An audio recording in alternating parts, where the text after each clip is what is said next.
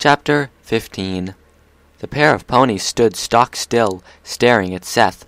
They were both holding their breath, taking in sight of him. The huge griffin stood still to observe them as well, though his gaze was more predatory and analytical. He was trying to decide whether they were even worth his time. Rarity had known that Seth was large. The Shetlands hadn't stopped talking about him since they'd arrived, but seeing him face to face was more intimidating than she had expected. His golden eyes stopped on her for a moment, a wicked smile crossing the griffin's face. Rarity shuddered. Excuse me, Seth, is it? I was just wondering why you think it's necessary to do all this. The Shetlands are peaceful. You have no right to go stomping around, acting like a king, and trying to destroy them. Seth paused, cocking his head to the side quizzically. He took a few steps forward and stomped the ground angrily, baring razor-sharp teeth at them. Apparently he either wasn't willing to talk, or wasn't able. Applejack turned to the unicorn. "Rarity," she whispered, "how do you reckon we're going to beat this guy? He's so big I think I could get lost in his shadow." Rarity gave Applejack a concerned look. "To be honest," she said, "I have no idea. I do have the magic that Glowstar taught me in my back pocket, but there's no telling how much good it will do if Seth manages to get a hold of either one of us." She tried to smile confidently, but it was paper-thin. "But we've faced worse before and survived, haven't we?" Applejack swallowed hard. "Yeah, I guess that's true," she said, "but I always got the feeling that they were just messing with us and we took advantage. I don't see Seth being the type to mess around." As if to illustrate the point, Seth's tail lashed out at them, splitting the air with a loud crack. His tongue darted across his murderous beak. The sight terrified Rarity, but managed to jog something in the back of Applejack's mind.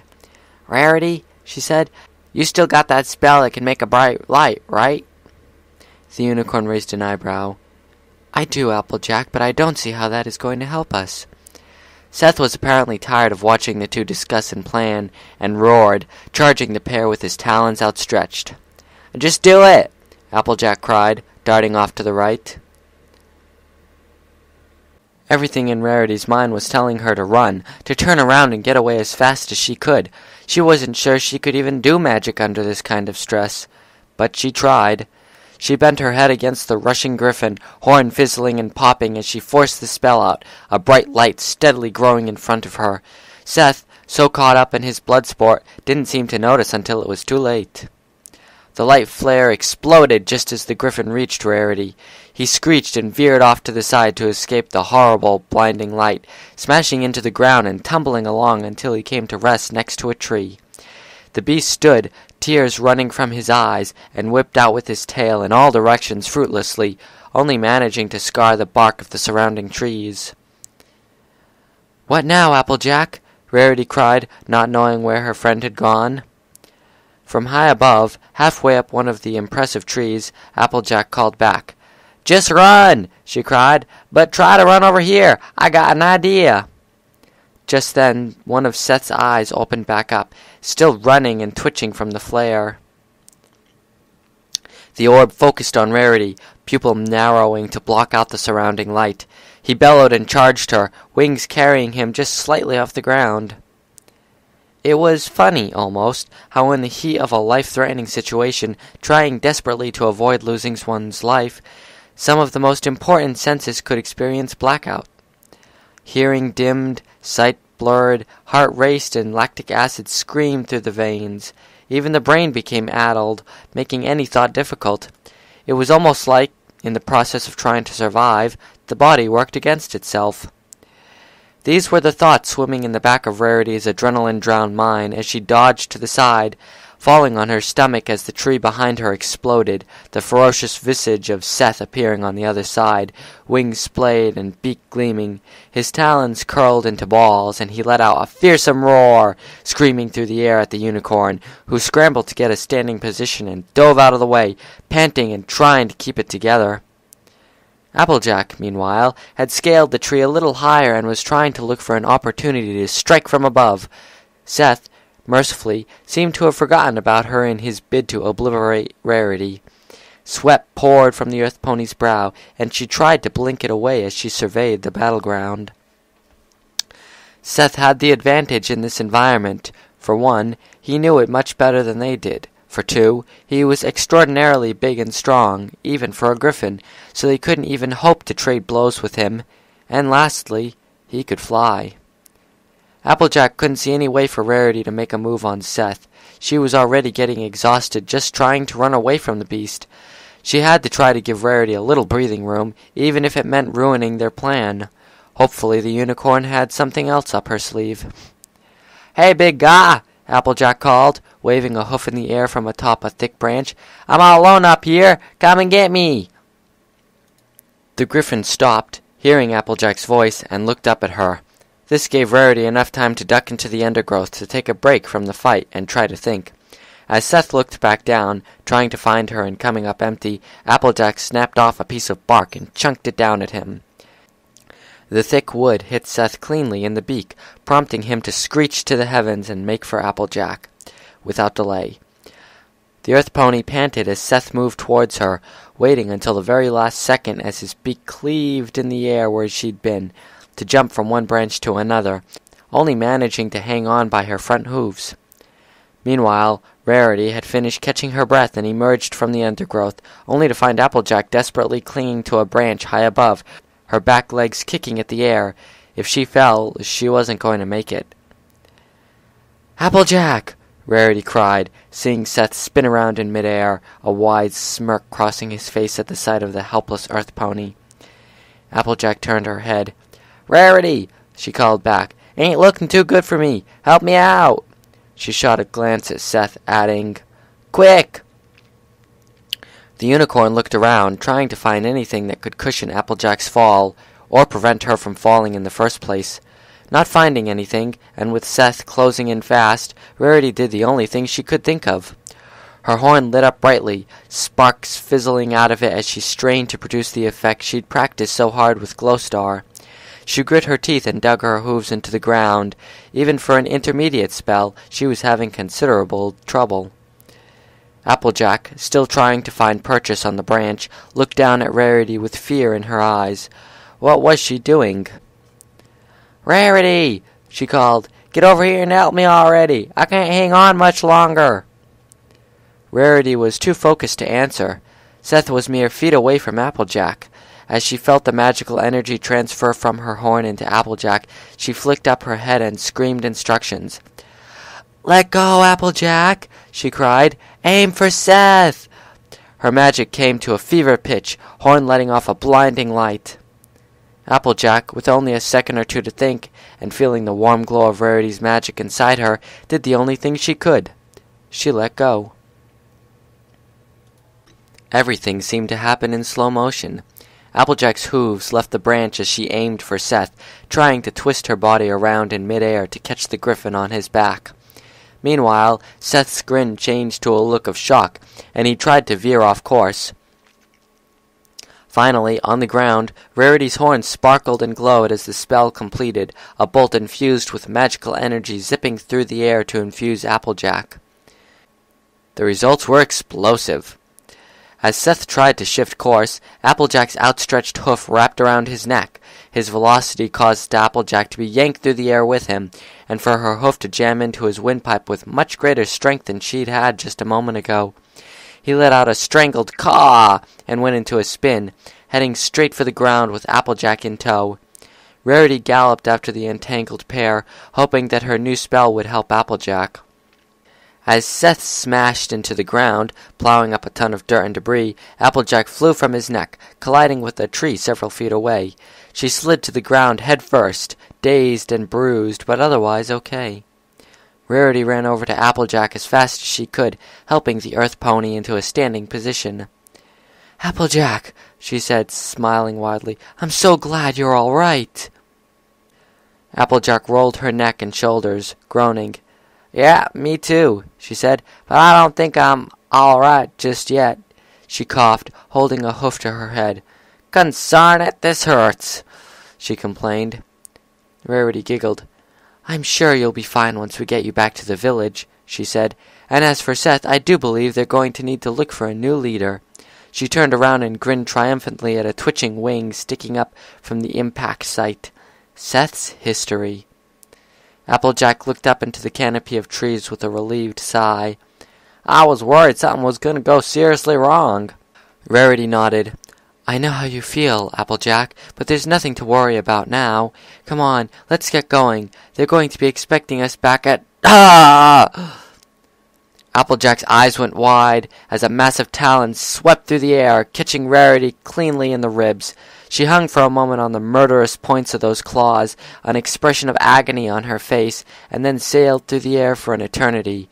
Finally, she landed with a soft thud in the undergrowth, a considerable distance away, buried beneath the foliage. In front of Applejack stood Seth, a thick line of blood trailing down and through one of his eyes. If it bothered him, he didn't show it. One of his wings was mangled terribly, the fragile bones shattered inside it. Several of his talons were snapped off, leaving sharp, ragged stubs in their place. His breathing was heavy and erratic, and as his golden eyes focused on Applejack, her skin started to crawl. His tail lashed out at her, trying to wrap her up in its deadly embrace, but she hopped over it and took off running towards Rarity. Seth followed close behind. As she ran, the forest around her grew darker. Wherever he'd slapped Rarity, the plants got thicker in that area, and it grew harder and harder for Applejack to see anything. She panted and stumbled through the high grass, the exertion of holding on to the branch and Seth's neck starting to catch up with her. As her energy flagged and threatened to run out, the whole scenario seeming more and more familiar, and Applejack started to realize there was only one thing she could do. She had to stand and face Seth, had to try and protect Rarity like she'd promised, even if she had no idea where the unicorn was. She whirled around, hooves skidding through the dirt briefly, and snorted, blowing steam from her nostrils. Seth, seeing that his prey was stopped, raised his talons and brought them down on her with overwhelming force, just as Applejack raised her hooves to meet him, a look of pure determination on her face. A boom echoed through the forest as Applejack's hooves slammed into Seth's talons, locking with them. The earth pony grunted and shoved against the much larger griffin. Seth was the first to break contact, swiping at Applejack's belly with his sharp claws. The earth pony dodged back and lashed out with a hoof, which Seth sidestepped. The griffin's shadow loomed over Applejack as he came up onto his back legs, threatening to crush her as he came down. Applejack left to the side as a shower of dirt and loose rocks exploded around her. She cried out and stuck Seth cleanly across the beak, the huge monster cawing loudly and thrashing with his beak. Applejack grunted as a section of her cheek split open, blood trickling from the open wound. She dodged behind a tree to regain her breath, reaching up to wipe the blood away. Seconds passed like hours as Seth searched for her. His labored breathing filled Applejack's ears. After what seemed like an eternity, Applejack leaned out from behind the tree, trying to see if she could catch a glimpse of Seth, perhaps even ambush him, but he was nowhere to be seen.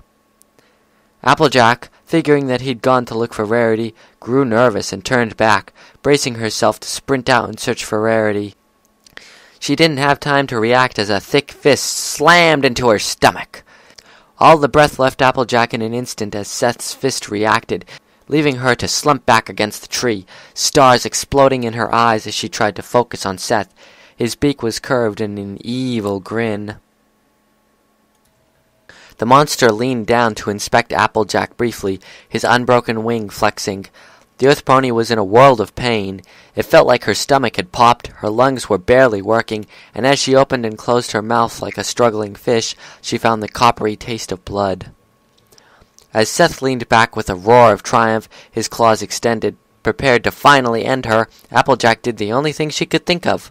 She ran a hoof through the dirt and ducked to the side, hurling a cloud of dirt up into Seth's eyes.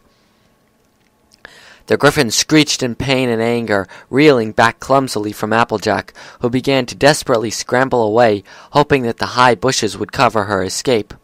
Unfortunately, as Seth swiped at the air, his talons closed around her tail.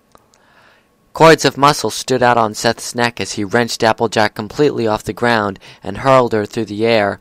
The earth pony sailed past the trees, bounced once or twice, and landed with a soft thud in the undergrowth, plowing up the dirt. Fortunately, since the bushes were tall enough to conceal a pony, Seth lost track of her almost immediately. As Applejack struggled to a standing position, she heard Rarity's voice behind her. Applejack, she said, her voice ragged. I'm hurt quite badly. The Earth Pony turned to face Rarity, who seemed to be doing her best not to be seen by Seth. She'd covered herself almost completely in the thick leaves, though not enough to disguise the blood seeping through. By Celestia, Rarity, Applejack said. How bad did he get you? Rarity coughed and tried to roll over, exposing a huge gash in her side. The white hair around her ribs was parted where the flesh was torn, and most of it was stained red. Applejack's blood froze. Are you going to make it, Rarity? She asked, kneeling down to inspect the wound. Please tell me you're going to make it. We came this far together, and it wouldn't be right to be losing you now. Rarity smiled wanly, nodding. I believe so, she said. But for now, we must defeat Seth, and I have an idea. She waved a hoof, beckoning Applejack closer. I think I can fix this wound, albeit temporarily, and I'll still be in a considerable amount of pain. With the wound no longer hampering me, I should be able to scale one of those trees fairly high up and get Seth's attention. She smirked. I've yet to debut the other spell Glowstar taught me, and I believe now would be the perfect time. Just lay low as I climb up, and when I say so, run out from the bushes and brace yourself. I'm going to try to bring Seth down right on top of you. Your extra strength should allow you to catch him with little effort.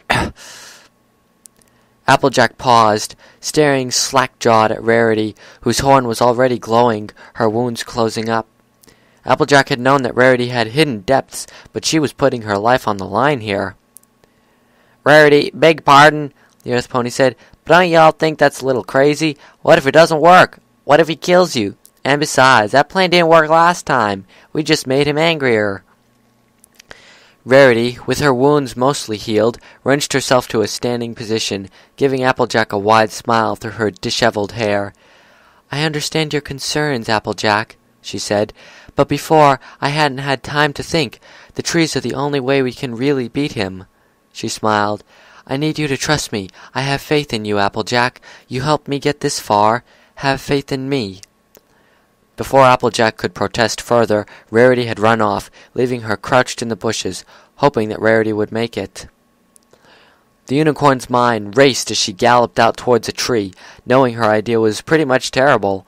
But if she didn't take action and try to finish this, he was eventually going to wear the both of them down. It was rough going, trying to climb up the side of one of the monolithic trees around them, and finding hoof holds in the tough bark wasn't easy, but fortunately Seth seemed to be distracted. He was searching for them in the opposite direction. As Rarity pulled herself onto a branch, several dozen feet off the ground, she paused for breath, trying to brace herself for what she was about to do.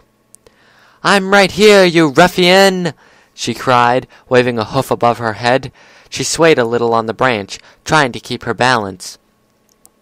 The griffin's head snapped in her direction, his golden eyes tightening as he focused on her. Seth let out an earth-shaking roar, the pain in his mangled wing apparently not bothering him as he screamed up towards her, his beak curled back in a vicious smile. Rarity strained and struggled as she tried to cast the spell Glowstar had taught her, her voice coming out high-pitched and desperate as she hollered at Applejack to start running. Seth's pace didn't slow down as he neared her, his cawing reaching fever pitch. And just as he reached her, Rarity opened her hooves wide and caught on fire. As Seth slammed into her, Rarity felt the breath leave her suddenly, her vision blacking out for a moment as the two whirled through the air, Applejack trying her hardest to keep up from below. Rarity's coat had become a raging inferno, her mane a whipping flame that constantly lashed Seth during their descent, both of them trying to stay on top of each other. Rarity's mind was filled with dozens of thoughts. Twilight and the others laughing, happy, Sweetie Belle's amazing singing, Rainbow Dash's constant attempts to get into the Wonderbolts. She had to come home and see them again, no matter what. Perhaps the most important, her last thought in that swirl of confusion, was of Applejack. They'd come through a lot together. A greater Hydra attack, grave injuries, hunger, sadness, the swamp, the Shetlands, countless disasters and world-threatening attacks. Even fighting themselves hadn't been enough to stop them during the Changeling attack, and no matter what, Applejack had been there, always confident when she could be. always trying to help every pony out, always knowing that, with her place as an element, any day could be her last. But that hadn't stopped her, hadn't stopped them. She would have died before letting Seth stop them now. As they neared the ground, their speed reached fatal velocity. Rarity let out a piercing battle cry and brought her hoof up, jamming it deep into Seth's eye. The flames surrounding it burned through the watery orb, prompting a squawk of agony as Seth relinquished control of their descent, allowing Rarity to flip him over, rear up on her back hooves, point down as his eyes went wide, and triumphantly bellow at him.